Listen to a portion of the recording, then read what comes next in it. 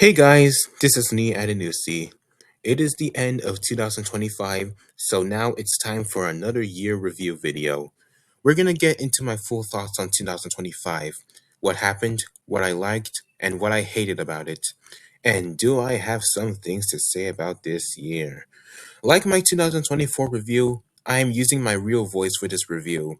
I would have used the text to speech voice Eric for my 2024 review, but due to too many mispronunciations, I decided to use my actual human voice instead, and that's what I'm doing here. This will be the norm for all my year reviews going forward. You may have noticed some long pauses during my speech in my 2024 review. This is eliminated here. With that said, let's start. As always, January was nothing special. I watched the season 7 premiere of Totally Spies on Cartoon Network on January 4th. Last year, I intended to watch every episode of the show on YouTube as well as the movie. My interest in the show started to sour by season 3, and when I got to the second episode of season 4, I just quit watching the show. However, I still kept my plans to watch season 7 when it would premiere on Cartoon Network. I enjoyed the first episode and continued to watch new episodes as they premiered every Saturday, but as season 7 went on, it became clear that nothing changed from the previous seasons. So after episode 9 premiered on March 1st, I stopped watching the show a second time. I think Totally Spies is just okay, but unfortunately it's still as formulaic and repetitive as ever. The writing of the show degraded by season 3. But what keeps Totally Spies from being mediocre in my eyes are the action sequences. Throughout my time watching the show during summer break last year, I was always the most entertained by how action heavy it is.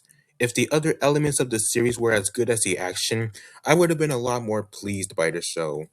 On January 6th, I put myself through the torture and torments of rewatching Ice Age Collision Course on Disney Plus. I initially refused to rewatch it, but I changed my mind just to see how bad it truly is.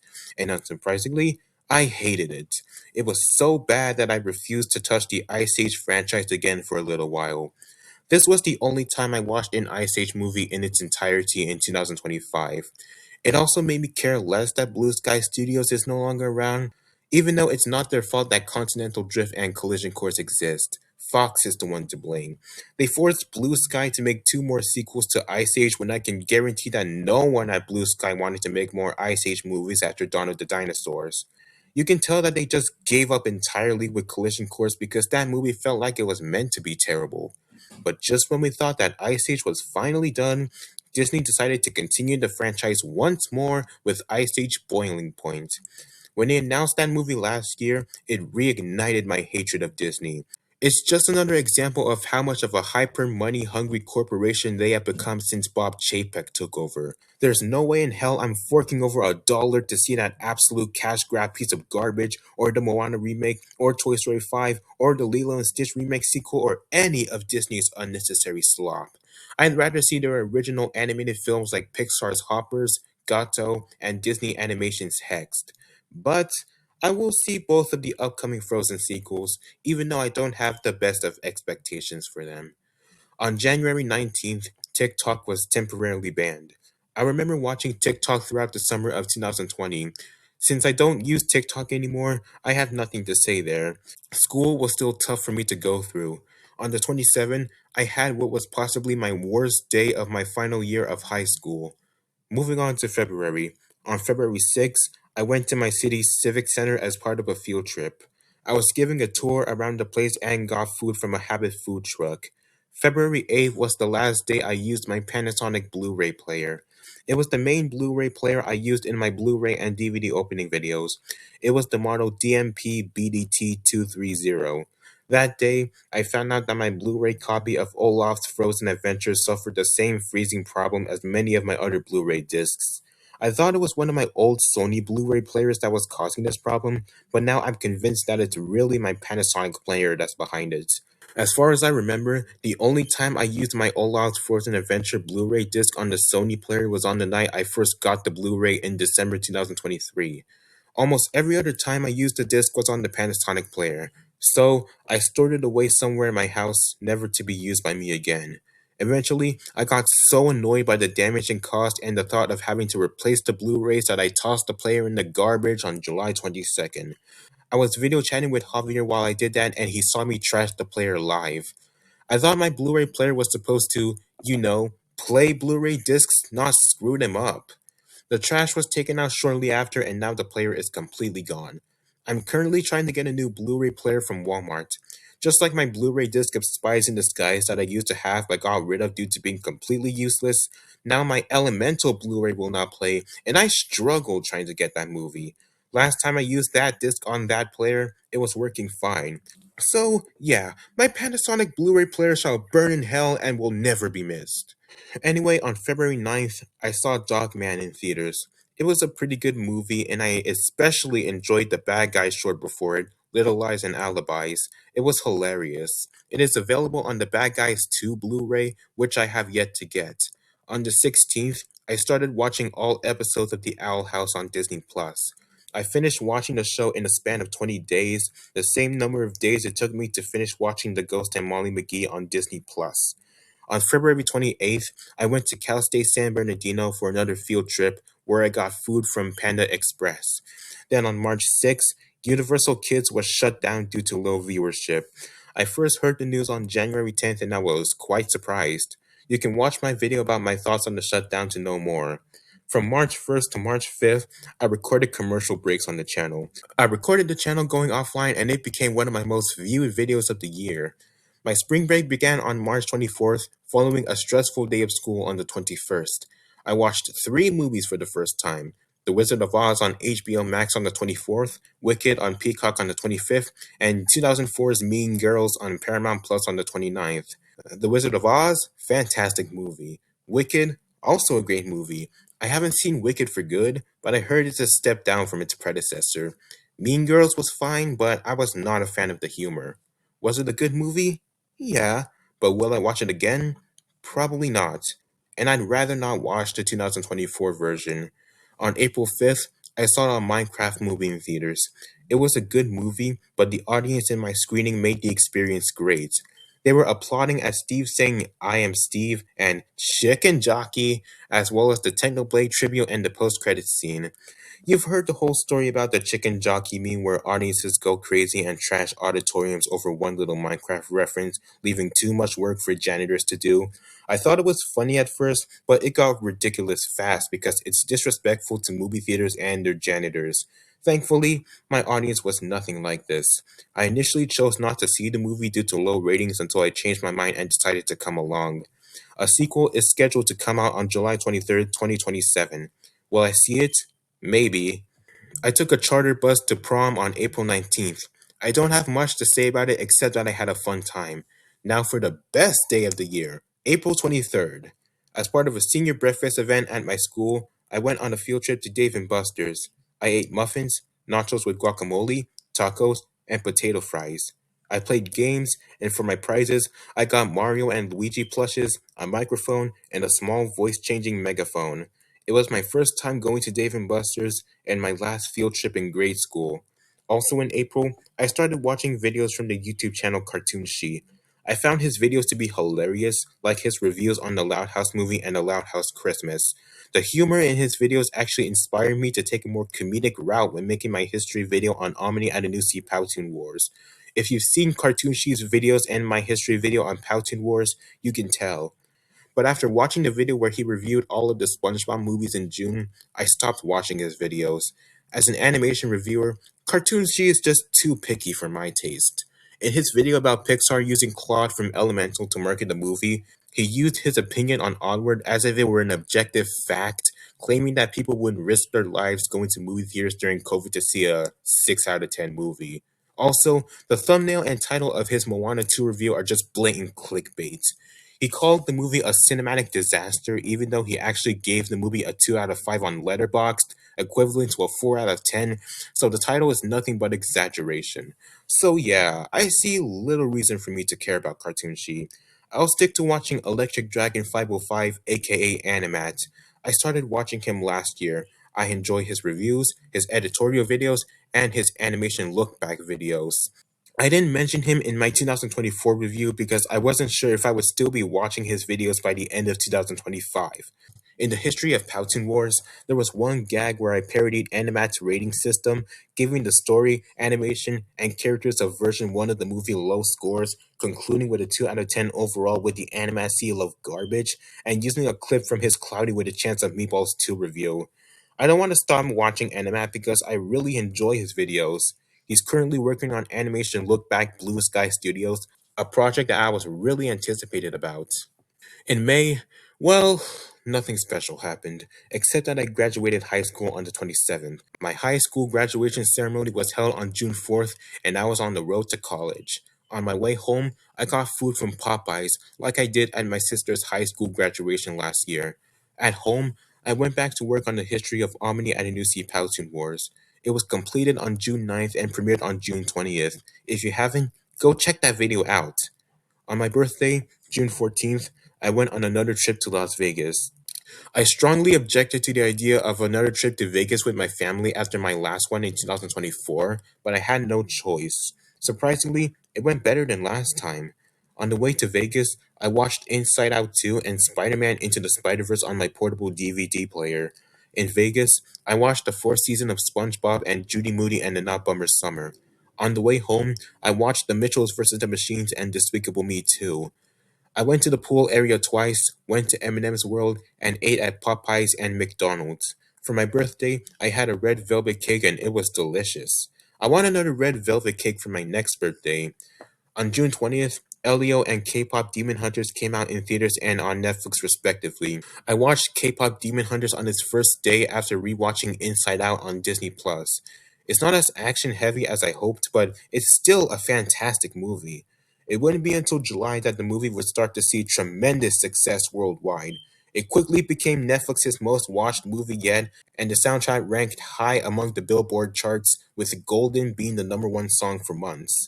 It is incredible to see how far Sony Pictures Animation has come after Spider Man Into the Spider Verse. They went from being a bottom tier animation studio making poorly received movies like the Smurfs movies and the Emoji Movie to becoming one of the most creatively admirable animation studios today. The fact that K-pop Demon Hunters was released on Netflix, though, is quite a dick move on Sony's part. From what I heard, Sony had little faith in K-pop Demon Hunters when it was in development and sold the entire rights to Netflix. It is concerning how dependent Sony Animation has become on Netflix after The Mitchells vs. the Machines, which used to hold the title of Netflix's most viewed animated film. We'll get to Elio shortly. On June 25th, my Chromebook was finally released from my admin settings, making it a personal device. I was finally free from the claws of the worst security extension of all time after 6 years, and I could no longer depend so much on my phone to build my channel. Bye bye to all those stupid restrictions, and also to stupid iReady and stupid Florian You. But then came July, when the year started to go downhill for me. On July 8th, I got a new phone and laptop. After over 2 years of using my Galaxy S9, which I got in November 2022, it was time to move on. I also watched the entire Back to the Future trilogy for the first time on Disney+. I watched the first movie on July 8th, the second movie on July 9th, and the third movie on July 10th. This year marked the 40th anniversary of the first movie. On July 12th, after weeks of failure, I saw Elio in theaters. I really enjoyed the movie and it absolutely sucks that it didn't do well at the box office. I saw the movie in one of the smaller auditoriums. Those are reserved for movies that are about to leave the theater. It was only 3 weeks since Elio came out and it was already moved out of the larger auditoriums. The last movie I watched in a small auditorium was Barbie. I saw Veilskibum's video on the box office failure of Elio, and I can tell that he's just given up on Pixar at this point. He didn't give too much credit to Inside Out 2, and he wasn't really fond of Elio either. Instead of giving enough praise to those movies for what they did right, he would rather give more praise to movies from Pixar's competitors like DreamWorks' Dogman. He was fair towards Lightyear and Elemental by calling them solid features, but then came Inside Out 2, which received the highest critical praise for a Pixar movie since Turning Red, and he wasn't too big a fan of it either. He also thinks the newest episodes of SpongeBob are some of the best the show has to offer in a long time. I feel like he has an unrealistic viewpoint of the show's quality. After losing interest, I stopped watching Vilskibon's videos on August 15th. Also, screw the assholes who use K-pop demon hunters to attack Elio just because it didn't make a profit at the box office. They're not worth anyone else's attention. I'm looking at you, Art at Midnight! On July 25th, very late after the console's launch, I got a Nintendo Switch. The first game I got for it was New Super Mario Bros. U Deluxe.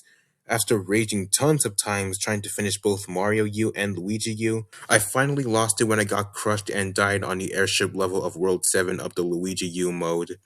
It was the last time I played the game before going to college. I did finish the level while I was home in October, but gave up again on the second level of World 8. I finished Mario U, but I have not finished Luigi U and I don't care about completing the game anymore. I've grown tired of the new Super Mario Bros. Games. The worst day of July and the year overall is July 14th. On that day, I failed my driving knowledge test at the DMV. What happened at home, I'd rather not get into.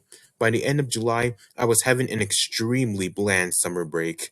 The only legitimately fun things I did were going to Vegas and seeing Elio in theaters. After over a year on the dreadful Global Choice Media, I moved to a more robust IPTV app, IPTV Smartest Pro, on August 12th.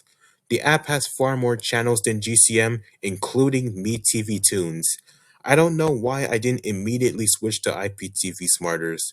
It's a more competent app than GCM, even if it does share some of the same issues like channels failing to load. Overall, the last program I watched on GCM was the second episode of Dream Productions on Disney Channel. On August 16th, as part of Warner Bros. Discovery's strategy to cut down on the amount of premium sub-channels, HBO Family and three Cinemax networks were shut down. I recorded the shutdown of HBO Family when it happened, hoping to have another successful videos in the levels of my Universal Kids shutdown video, but it didn't even come close to that. I moved into my dorm room at college on August 21st. Overall, my summer break was just dull. My worst summer break since 2020. I need to learn to drive before my next summer break to prevent this from happening again because this is ridiculous. Why would anyone waste most of their summer break doing nothing? Also, it's my second summer break in a row where I saw just one movie in theaters, which in this case was Elio. Last year, I only saw Inside Out 2 during my summer break. I wanted to see Despicable Me 4, but that plan was ultimately screwed over, which I'm honestly kind of glad it was because that movie was average.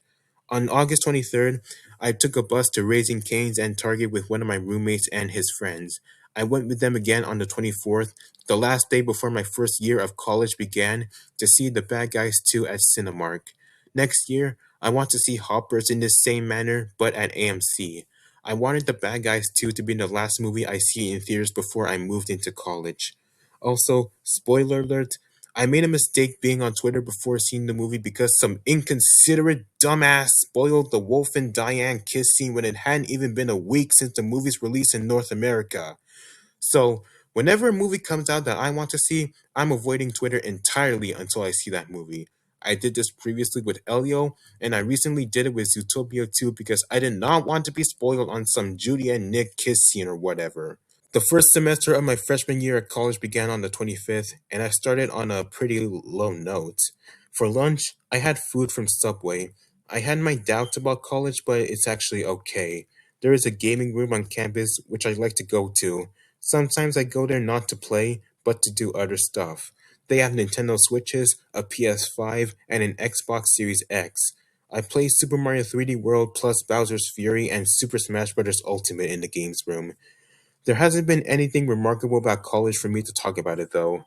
On September 9th, Elio came out on Blu-ray, so on the 19th, I went to Walmart with my roommate and his friends to get the movie.